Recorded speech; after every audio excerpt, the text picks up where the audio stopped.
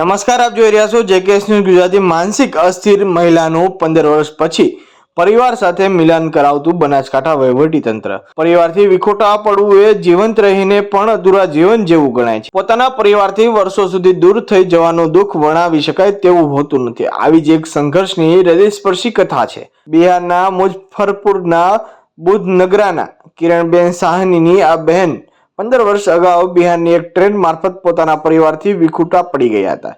તેમની માનસિક સ્થિતિ સારી ના હોય તેઓ ટ્રેન મારફત પાલનપુર રેલવે સ્ટેશન ખાતે ઉતરી ગયા। તેઓ અહીં અલગ અલગ ગામડાઓમાં ભીખ માગીને પોતાનું જીવન ગુજારતા હતા। માનસિક રીતે બીમાર મહિલાઓની ગ્રામ્ય લોકોએ પોલીસ સ્ટેશને છાપી ખાતે જાણ કરતા પોલીસ વિભાગ દ્વારા મહિલાને પાલનપુર નારી સંરક્ષણ કેન્દ્ર ખાતે લાવવામાં આવ્યા હતા। આ અંગે નારી સંરક્ષણ કેન્દ્રના મેનેજર નીલોફર દીવાને જણાવ્યું હતું કે આજથી લગભગ 6 મહિના પહેલા કિરણબેનને નારી સંરક્ષણ કેન્દ્ર ખાતે લાવવામાં આવ્યા હતા ત્યારે તેમની હાલત ખરાબ હતી।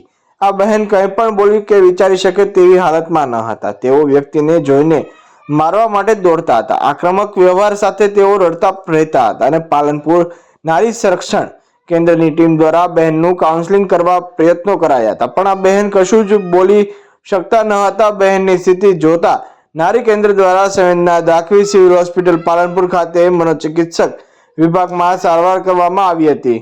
તેઓએ જણાવ્યું હતું કે સારવાર અને કાઉન્સેલિંગ થકી આ બહેનના પરિવાર વિશે જાણવા માટે પ્રયત્નો હાથ ધરાયા હતા। મહિનાઓ પછી બહેનની સ્થિતિ સારી થતા તેઓ મુઝફ્ફરપુર અને ટ્રેન જેવા શબ્દો બોલતા થયા હતા। નારી સંરક્ષણ કેન્દ્ર પાલનપુર દ્વારા મુઝફ્ફરપુર બિહાર ખાતે ચાલતા રાખી વન સ્ટોપ સેન્ટરનો નંબર મેળવી તેના કેન્દ્ર સંચાલક જોડે વાતચીત કરી હતી અને આ બહેનની માહિતી ત્યાં મોકલતા ત્યાંના સેન્ટર દ્વારા અલગ અલગ ગામડાઓમાં તપાસ કરતા બહેનનું ઘર મળી આવ્યું હતું। તેમણે આશ્રિત બહેનના ભાઈનો કોન્ટેક્ટ નંબર મેળવી આપ્યો હતો। પાલનપુરની ટીમ દ્વારા આ નંબર પર સંપર્ક કરી ખરાઈ કરી હતી તથા તેમના ભાઈ સાથે વાતચીત કરતા તેમણે જણાવ્યું હતું કે 15 વર્ષ અગાઉ અમારા બહેન ગુમ થયા હતા। તમામ માહિતીને ક્રોસ ચેક કરાવી વિડીયો કોલ મારફત ભાઈ બહેનની વાતચીત કરાવતા બંને એકબીજાને ઓળખી ગયા હતા અને ભાવુક થઈને રડવા લાગ્યા હતા। બનાસકાંઠા જિલ્લા કલેક્ટર મિહિર પટેલની મંજૂરી અને માર્ગદર્શન હેઠળ આ બહેનને પોતાના પરિવાર સાથે મિલન કરાવવા પોલીસ એસ્કોર્ટ વાહન સાથે રવાના કરાયા હતા। જેકેએસ ન્યૂઝ સાથે ભરત ઠક્કર, ડીસા। મારું નામ નીલોફર છે અને હું નારી સંરક્ષણ કેન્દ્રમાં મેનેજર તરીકે ફરજ બજાવું છું। આજે એક બેન છે જે કિરણબેન પ્રદીપભાઈ સાની અહીંયા નારી કેન્દ્રના અંદર 6 માસથી આશ્રય લઈ રહ્યા છે અને એ પોતે છાપી પોલીસ સ્ટેશનમાંથી અહીં એમને મૂકવામાં આવ્યા હતા અને જ્યારે એ આવ્યા ત્યારે એમની માનસિક હાલત બહુ જ ખરાબ હતી। જ્યારે એમને પૂછવા પણ કંઈ જતા એટલે એ પોતે બીજાને મારવા દોડતા અને એમનું વર્તન બી સાવ ખરાબ હતું અને આમ ડર લાગે એ રીતનું વર્તન હતું। પછી નારી સંરક્ષણ કેન્દ્રમાંથી એમને અમે માનસિકની દવા ચાલુ કરાવી સિવિલ હોસ્પિટલ દ્વારા। દવા ચાલુ કરાવી ધીમે ધીમે એમના વર્તનમાં થોડું પરિવર્તન આવ્યું અને થોડું બિહેવિયર એમનું ચેન્જ થયું અને સારી રીતે વાત કરતા થયા। જ્યારે એમને પૂછ્યું કે હવે તમે કયા ગામના છો તો એમને પોતાના ગામના અલગ અલગ નામ બોલતા હતા।